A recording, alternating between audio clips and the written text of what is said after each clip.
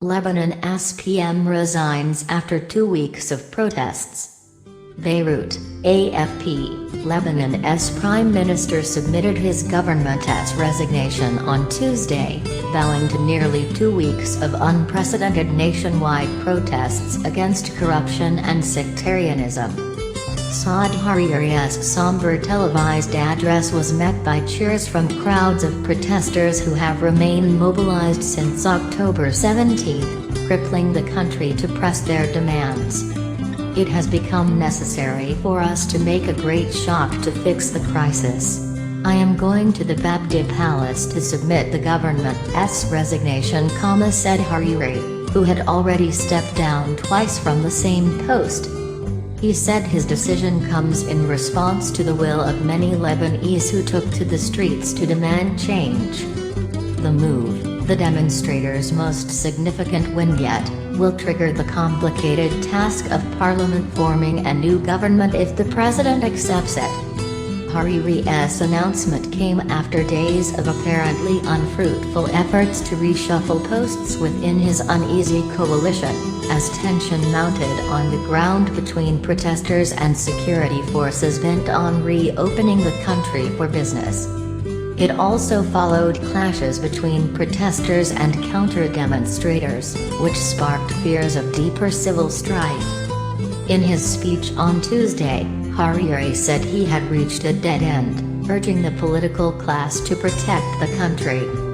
Hariri is opening the door to a solution because the resignation is the only way for a decent exit from the current crisis, said Sami Nader, director of the Levant Institute for Strategic Affairs. After Hariri's announcement, protesters across the country erupted in applause.